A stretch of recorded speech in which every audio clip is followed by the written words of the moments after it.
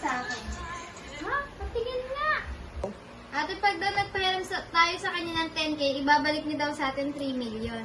Ha? Hindi mo pwede magpaalam mo tayo kay tita? Wag na! Sige, papadala ko na lang sa kanya. Tatawagin ko na si tita, sabihin ko nag-send tayo ng pera sa nag-email sa akin.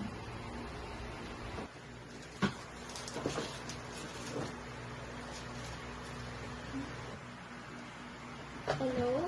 Hello po, tita. May nag-email po sa amin, nanghihiram ng 10K.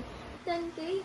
Ba't nagbigay kayo agad? Di pa nga kayo nagtatanong sa akin kung totoo ba yan o hindi. Parang hindi naman po kasi scam yun. Lalo na kailangan po namin ng pera kasi wala na po yung mga magulang namin.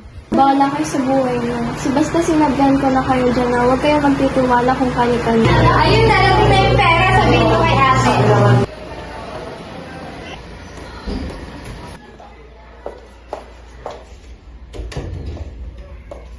Ate, padating na daw po yung pera. Mabuti naman. Tagal na natin inaantay yan eh.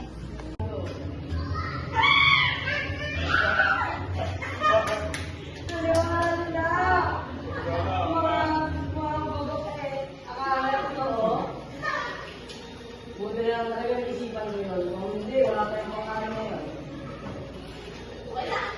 Ha? Akala ko ngayon na dadating yung pera. Sabi niya kahapon, bukas daw. Ano? Hindi dumating sa inyo yung pera? Sabi sa inyo dapat makinig kayo sa akin. Magtanong sana kayo, sinigurado niyo muna kung totoo yun o hindi.